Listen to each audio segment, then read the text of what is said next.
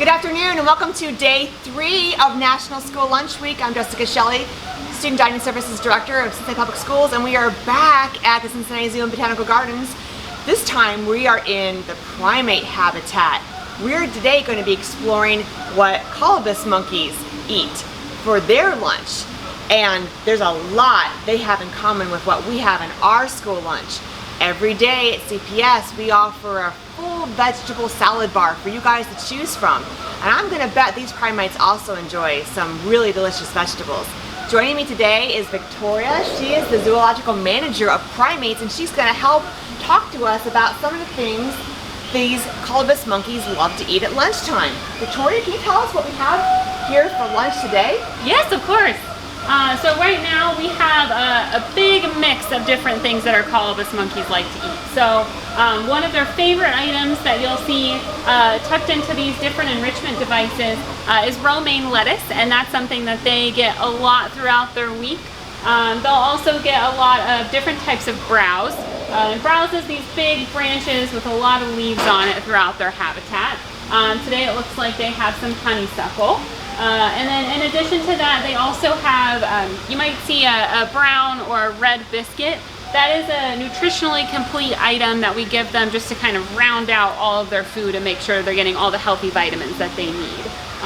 Lettuce is one of their favorite things, and romaine is the type of lettuce they're getting today, but we'll actually mix it up and they'll get different types of lettuce throughout the week. And romaine lettuce is so high in fiber and minerals and calcium.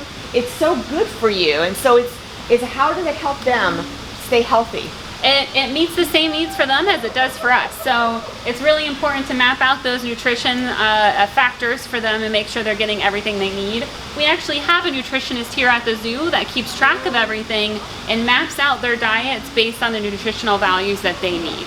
It's so cool because romaine lettuce is actually one of the 10 powerhouse foods that really help fuel our bodies and obviously helps fuel primate bodies as well. Exactly. And what's really interesting is that your romaine lettuce comes from the same farms that our romaine lettuce come from. Mm-hmm. It's National Farm to School Month right now, and we actually get a lot of our romaine lettuce from a farm called 80 Acres right here in Southwest Ohio. So we're supporting our local farmers through not only our school lunches, but the zoo lunches as well. Exactly. It's a wonderful resource.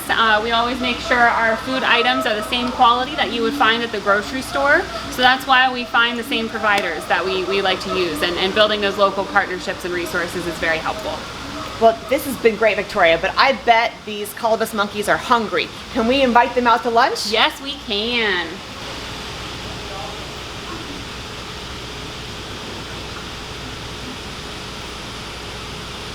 So this is our Colobus family troop. Right now we have a little munchkin, Tina. She is 5 months old and she's hanging out on her mom, Anza, right now. She's the youngest in the troop and she was born this last May. She has an older sister named Phoebe who's a year old. Phoebe is to the leftmost area of the habitat right now. And she's also hanging out in this space with her older brothers as well as her father. So, Victoria, are all primates vegetarians, or do they eat meat?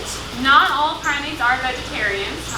Colobus, for example, they eat mostly nice leafy greens, different types of vegetation, as well as a lot of vegetables, but not all primates are the same. So, for example, there are some monkeys that will actually dive into water and swim, and they will actually hunt and fish for crabs and eat crab, which is very interesting. We also have primates like chimpanzees that are known to hunt other animals, and they will actually eat meat too. But it really depends on the particular niche that they fill in their environment. So Colobus are one of the vegetarian types of primates. So I know there's so many plants out there in the wild, so how do they know if a plant is poisonous or not? And if they would eat a poisonous plant, would it hurt them? That is a really good question. So Colobus are a little special. They have a stomach that can actually ferment due to microbiome that will allow them to eat a certain level of toxicity without any bad side effects to them. But there's different levels of toxic plants, and they still know to avoid stuff that would be too toxic and cause them to feel unwell. Now, one of the ways that they do this is by learning. Primates have a really long childhood in respect to other mammals, and that's to help them learn all the things they need to be an adult monkey. So that involves learning social behaviors within the group, but also different types of things like knowing which plants are safe to eat and which plants are not safe to eat. So that's why it's really important for the little kiddos in the group to spend a lot of time with mom and their troop members, because that really helps them learn what's okay and what's not okay. And if it's not something they've learned from mom or seen another monkey eat, a lot of times they'll avoid it, even if it's not necessarily toxic. They don't know that it's not toxic, so you'll see them avoiding that type of plant. So one of the favorite things on our school lunch for our students is fruit. They love our different fruits that we offer. Do primates like fruit too, or are they just mostly vegetables? So our primates, it kind of varies. So a lot more fruit is in certain types of primate diets. It depends really on what they would be getting in the wild. So in the wild, if it's a primate that incorporates a lot of fruit in their day-to-day diet, they're going to get that fruit here as well. Colobus, in contrast, they eat a lot of different leafy types of greens and vegetables. So their diet is pretty low on fruit, but that's really just mimicking what they're getting in the wild, and our nutritionist here helps us figure all of those logistics out so that we're making sure each animal is getting the type of food that they need to be healthy and happy. So I have a question actually coming in from John P. Parker Elementary. Miss Lukumida's second grade class has asked, do primates swim? Because I'm seeing their habitat here is lots of trees, but no water. So can primates swim? That's a really good question. So most primates are going to be very arboreal, which means they hang out a lot in the trees. That's where they're going to spend all their time foraging, relaxing, sleeping, all of that fun stuff that makes up a monkey's day. Some primates are more terrestrial, which means they like to hang out down on the ground more. So a lot of baboon species are like that. You'll see them hanging out primarily at lower levels of a forest or a savanna. And then a few species of primates will actually dive into water and be able to swim to fish for crab. So that's not the most common thing. It's actually really only seen in a macaque species in Southeast Asia, but it does happen. It just depends on what they've learned from their other troop members and the type of resources they have access to in their natural environment.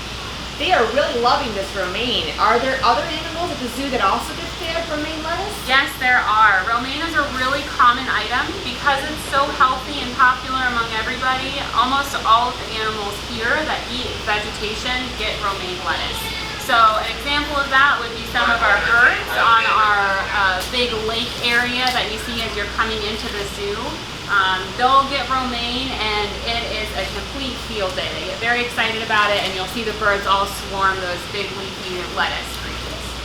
So I gotta ask, because I know a lot of things we learned about in science classes, animals actually adapt and camouflage to their surroundings. But these monkeys are black and white, and if they're hanging out in a green forest, how do they protect themselves from their predators? That's a really good question. So there's different types of coloration patterns amongst primates. This is a black and white species of Colobus. There's actually different color variations even within just the Colobus genus of primates. But the black and white coloration, when they're all hanging out together in a big troop, they kind of blend in all together. And if you think about looking up through the trees, when there's a lot of sunlight coming through, a lot of times you're looking at a different perspective due to the light, and so the black and white actually blends in quite a bit better with those shadows and light spots of illumination. Now within the troop, Tina over here, our littlest one, she was born in all white color. That helps mark her as different as an infant, so the rest of the troop can easily spot the infant out from all the other troop members. But as you can see, she's already developed that black and white coloration. That black color only came in a couple of months ago, and it's still kind of filling out. So she's getting more of that adult color on her. But when she was born, she was actually completely white. And I love that she's already eating all of her vegetables. She's getting all those healthy minerals and vitamins that she needs to grow up big and strong, like her rest of her pack. And joining us also today is Taya Richard, who again is our student from Zoo Academy, and we're so happy to have you here. I'd love to ask you some questions about Zoo Academy. Sure. So how did you decide to go to Zoo Academy? When I was a little kid, I actually wanted to be a zoologist. I was obsessed with animals. So when I was in 6th grade and we learned about Hughesdom and their Zoo Academy, I said, that's my pick, that's where I'm going. And I've been here since. So talk to us about Zoo Academy. What does your day look like at Zoo Academy? We have normal classes, but we also get to do a lot like labs where we actually get to help the zookeepers and be right beside them, help with their animals, feed out, clean. And we also, for some lessons, we'll be able to go throughout the zoo. We'll be able to get some behind the scenes, and we actually get a lot of different assignments that you won't get in the average high school. I am actually currently getting my vet tech certification. You're getting your vet tech certification. So when you graduate from Zoo Academy, you'll actually you'll be a registered veterinarian technician? I'll be able to apply for job for veterinary technician. That's amazing. So what kind of habitats have you had the opportunity to work at here at the zoo? I have currently been in the birdhouse. I have been in education, helping them plan lessons for our zoo troops. And I have been in commissary, actually delivering the food that goes to our habitats and our animals. So you actually worked with the nutritionist that Victoria was talking about earlier, and so you have a really great sense of what all of our animals here at the zoo have had for good nutrition. Pretty much, yeah. So what advice would you give to a 5th or 6th grader possibly considering Zoo Academy? If it's something that you like or something that you believe in, just go for it. If you like to have fun, if you like to be around animals, this is the place for you. That is such great information. We're so glad you've had such a great opportunity here at Cincinnati Zoo. Thank you so much, Taylor. Victoria, I think we're about ready to wrap it up because they look like they've already had a great lunch.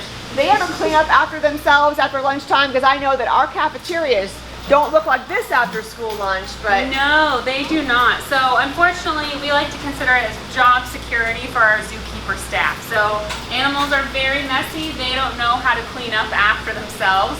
So our keeper staff has to come in, clean the habitat, and make sure it's safe and healthy for them every single day, which is pretty wonderful. But it makes me glad that we're not monkeys, because that would be very difficult to have to do if we didn't clean up after ourselves. So thank you so much, Victoria, for spending so much time with us today talking about these amazing primates and all the great food that you feed them here at Cincinnati Zoo to keep them healthy. And thank you, Taya, for showing us how great Zoo Academy can be, this experience here for a Cincinnati Public Schools student. Everyone else, I look forward to seeing you guys tomorrow when we're going to be meeting an internet sensation here at Cincinnati Zoo. Can you guess who we might be seeing tomorrow? See you then.